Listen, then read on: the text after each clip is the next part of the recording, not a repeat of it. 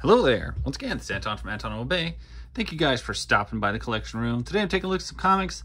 I came across these when I was digging around for something else. Didn't know I had these, not even sure what they are.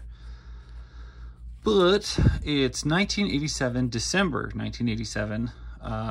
First of 4 issues by Byrne, Mignola, and Bryant, called The World of Krypton. And I've got 4 issues of it here. I am not familiar at all with Superman in the 80s, so that's very gorgeous. And I'm not familiar with DC in the 80s hardly, so this is all new to me. I have no concept. But your guilty party is John Byrne on your story, breakdowns by Mike Mignola, finishes by Rick Bryant. I'm guessing that means they kind of split breakdowns and finishes. I'd guess that'd be your artists. Ziddles. I remember Ziddles ads. Anyway, yeah, I have no idea what I'm looking at here. I mean, I know this is probably Krypton, but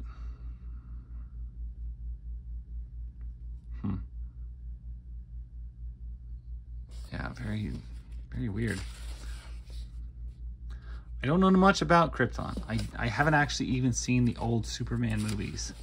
So whatever's in those about Krypton, I couldn't tell you. Although those things look very familiar from somewhere.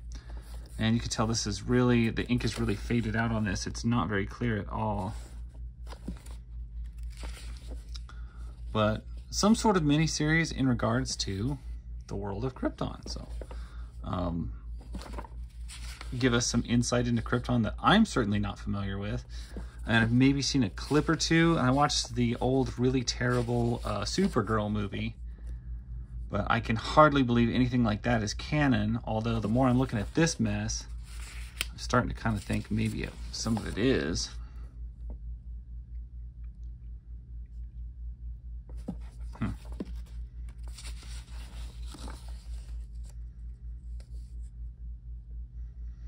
It's definitely dated. Like, this looks very, very 80s. Just in style and stuff like that. I'd say the art in this is good, though. I mean, it's not bad by any means. I'm a little saddened by how bad the quality has on the ink. You can tell that just the ink work seems to be like dissolving or fading.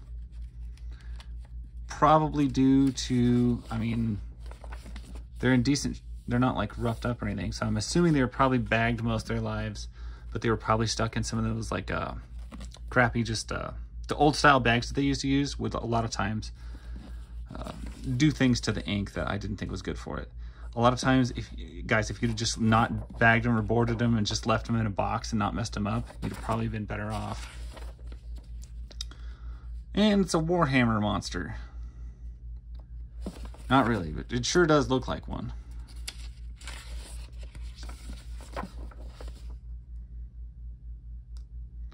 Join the Tang soccer team. I didn't know there was a Tang soccer team. I don't know. Something about this whole... I'm almost getting like Ewok adventure, the Great Ewok Adventure vibes off this book. Like, I know it's on a planet that we've heard of, but we're not terribly familiar with.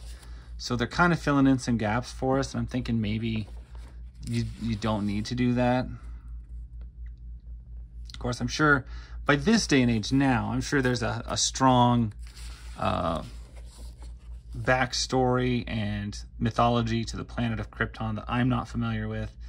But I must say, this looks a little bit too 80s fantasy to be probably still considered canon these days. I would guess. If this is canon these days, I'd be very surprised. Superman definitely had some wacky twists and turns. I have a feeling he's not even in this.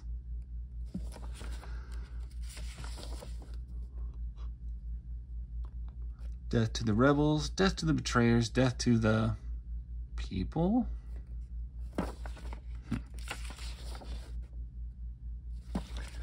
Yeah, so I think we're getting a lot of characters we don't recognize in a place that is probably not really canon anymore. I don't know. I just have like I feel like there's been a definite abandonment, not only of this story, but of the lore behind it. I could be wrong. Could be completely wrong. I have no idea. It's just stuff that I've seen a few modern Superman books, but these do not look that. I'm not seeing anything that's reminding me of anything going on there.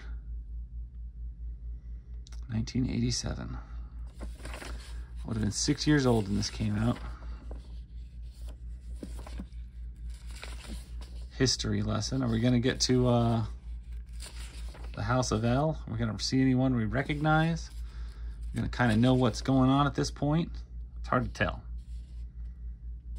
It's some freaky pages. And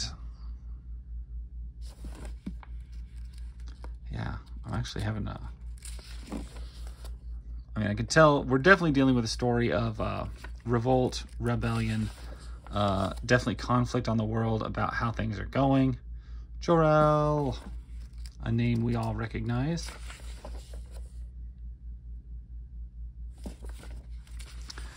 But I don't know, when you put a story like this on a planet that we're not very familiar with, and it's just hard to feel the investment.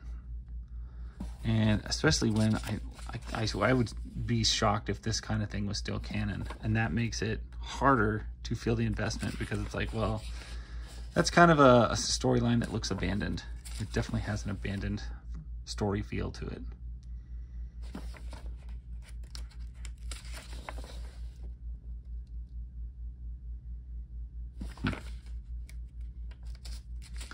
And I'm guessing, though, we will end somewhere with something we recognize. Either the pod that takes Clark. Oh, here we are. Metropolis, USA.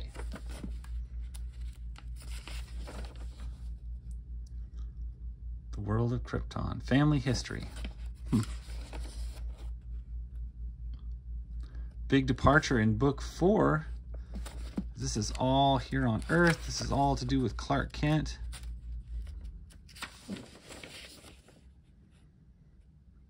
Wow. Lois had some crazy hair in the 80s. Man, look at them curtains. You can see how washed out the ink is on this and how much it's bled in different places. A tragedy that struck actually a lot of Marvel and DC books in the 80s. However, I've noticed if I go buy like independent books from the 80s, I don't see the same problem. So, I don't know. It makes me wonder if there was something either wrong with the way these were stored. I find it hard to believe that Marvel and DC both used crappier inks than the small independents did. The difference being that I think people probably bagged and boarded these in acid bags and stuff, where they didn't the other comics, the no-name comics. And that's probably why I see this kind of damage more in Marvel and DC, and less so in stuff that nobody would have ever bagged. And honestly, the way I collect these days, man, I'm basically ready to abandon all bags anyway. I certainly don't buy new ones, and anything that looks bad, I peel it off and I leave that comic bare, because I'm not replacing bags anymore. Anyway, looks like the eruptions are beginning. Krypton is going to fall, and we're going to see just the rest of everybody disappear.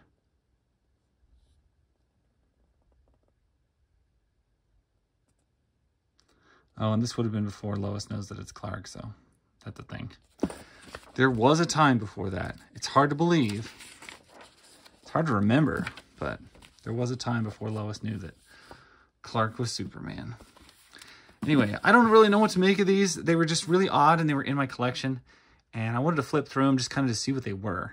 And I could be completely wrong about this plot, but it does feel very odd and kind of out of the way of normal stuff. And the whole planet seems kind of pastel and lame. And I don't think that that's really how we view Krypton anymore. I think that's kind of been revamped in the modern era. Anyway, that's my story. That's my take on these comics. I'm sure it's wrong. I'm not a big DC guy. Anyway, thank you guys for watching. Catch you later.